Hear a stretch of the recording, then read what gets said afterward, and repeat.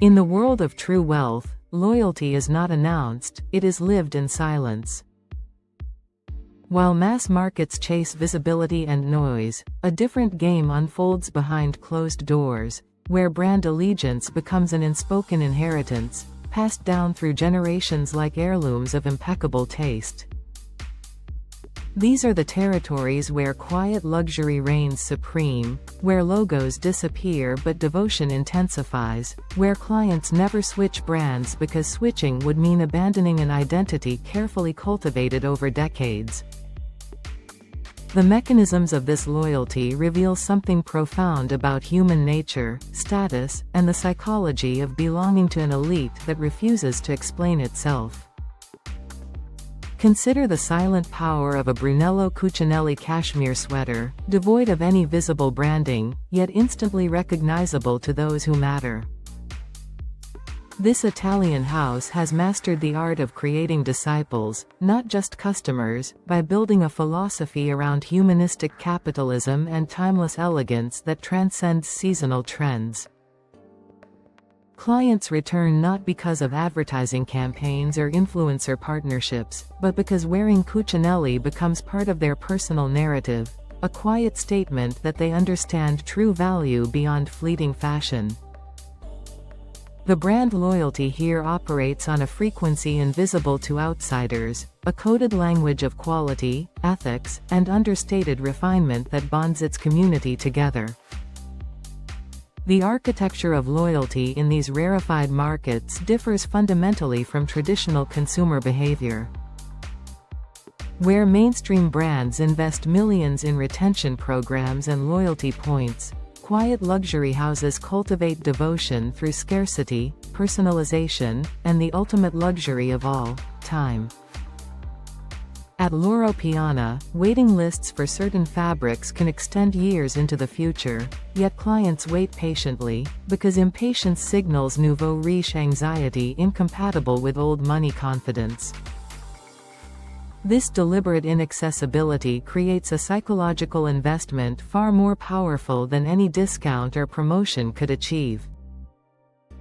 When you finally receive that bespoke vicuña coat after 18 months of anticipation, you are not just buying clothing, you are affirming your place in a continuum of discerning patrons who appreciate why excellence cannot be rushed. If you appreciate these insights into the hidden mechanisms of luxury, consider subscribing to Lux Eternal and activating the notification bell to support our mission of unveiling the codes of true elegance. The generational transmission of brand loyalty represents perhaps the most fascinating dimension of quiet luxury markets. At Patek Philippe, the famous slogan suggests you never actually own one of their timepieces, you merely look after it for the next generation. This brilliant positioning transforms a watch purchase into a dynastic decision, embedding the brand into family legacy planning. Fathers introduce sons to their authorized dealer, not to buy immediately, but to begin a relationship that might span decades. The Patek boutique becomes a kind of secular temple where initiation rites occur, where knowledge is transferred about complications, finishing techniques, and the subtle hierarchies within the collection itself. This intergenerational loyalty creates customers who would no more switch to another watchmaker than they would renounce their family crest. The role of personal relationships in cementing brand devotion cannot be overstated in these markets. While mass luxury relies on transactional retail experiences, quiet luxury thrives on decades-long partnerships between clients and brand representatives. At Hermès, your relationship with your sales associate determines not just what you can buy, but whether certain items even become visible to you. The famous Birkin bag allocation system operates as much on loyalty demonstration as on spending history. Clients who have quietly purchased scarves, home goods, and ready-to-wear for years suddenly find themselves offered the bag, not as a transaction but as recognition of their faithful patronage. This system brilliantly inverts the power dynamic, making the client grateful for the opportunity to purchase, rather than the brand grateful for the sale.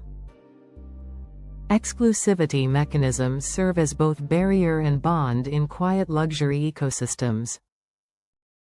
The Row, founded by Mary-Kate and Ashley Olsen, produces intentionally limited quantities, refuses wholesale partnerships with most retailers, and maintains a near-invisible marketing presence. Yet their clientele grows through whispered recommendations among those who recognize the perfection of their tailoring and fabric selection. This scarcity is not artificial manipulation but a natural consequence of uncompromising standards, which paradoxically strengthens loyalty because clients fear losing access to something genuinely irreplaceable. When you find a brand that fits your body, your lifestyle, and your values so precisely, the risk of exploring alternatives seems foolish. The psychology of quiet luxury loyalty connects deeply to identity formation among established wealth. Unlike aspirational luxury, where brands help consumers signal upward mobility, quiet luxury brands help established elites signal membership in a club that does not need to prove anything. Wearing Xenia couture or ketone suits becomes part of a carefully curated invisibility, a way of dressing supremely well while appearing to make no effort. Brand loyalty here functions as a form of consistency, of knowing oneself so thoroughly that fashion trends become irrelevant.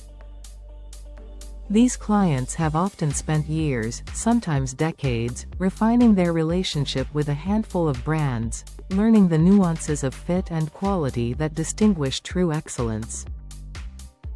Switching brands would require rebuilding this hard-won knowledge, an investment of time and attention that defeats the entire purpose of quiet luxury, which is to make life simpler and more refined, not more complicated. The craftsmanship narrative plays a crucial role in binding clients to quiet luxury brands. At Edward Green, each pair of shoes requires 8 weeks of production time, involving over 200 individual operations by skilled artisans. Clients who understand this process, who have perhaps visited the Northampton factory and witnessed the bench-made construction, develop a reverence for the brand that transcends mere product satisfaction. They become custodians of a tradition, participants in keeping alive skills that mechanization threatens to extinguish. This emotional investment in heritage and craft creates loyalty far more durable than any rational cost-benefit analysis could produce.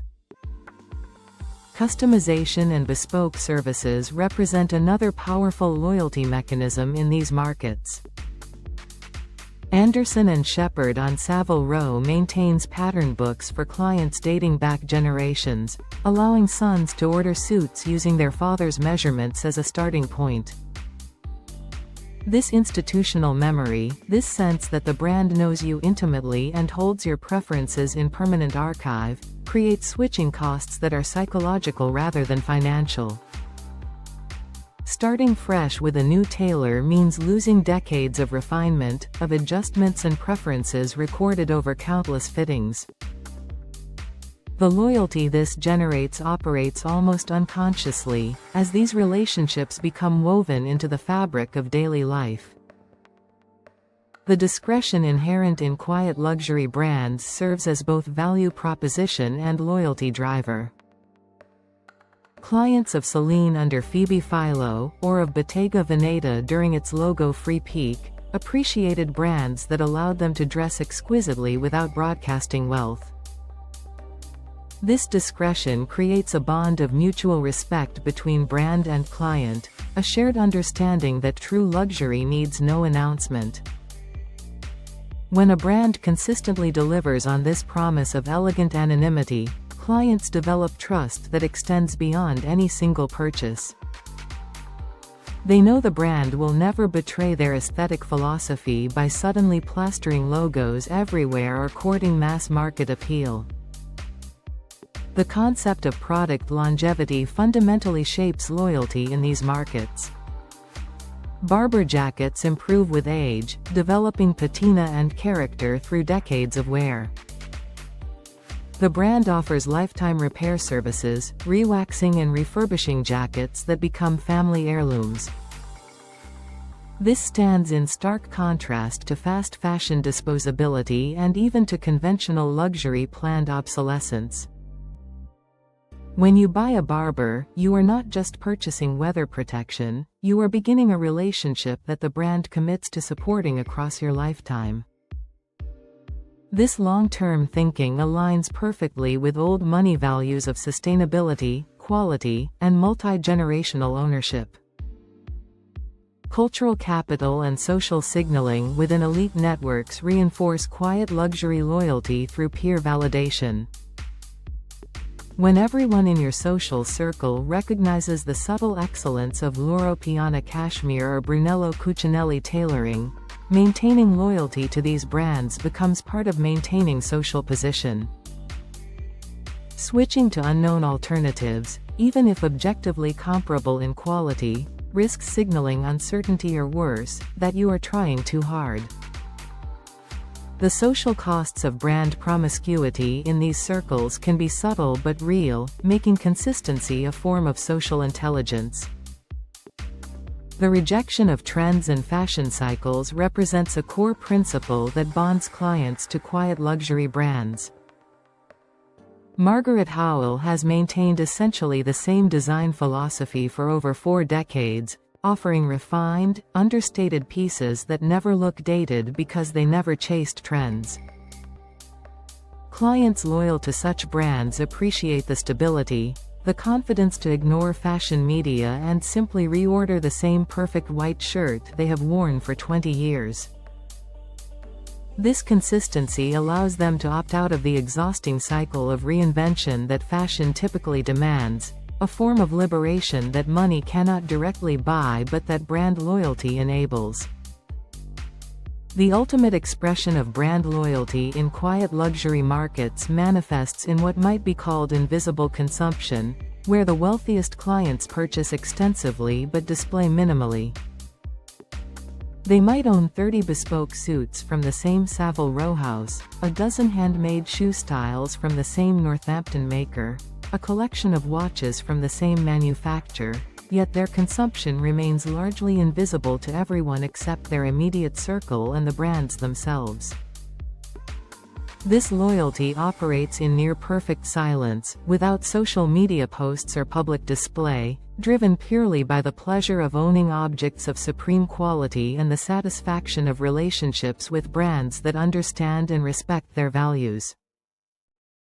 In these rarefied markets, brand loyalty ultimately transcends commerce entirely, becoming a form of cultural practice, of identity expression, and of participation in traditions that connect present privilege to historical excellence, creating bonds that mere products could never forge alone.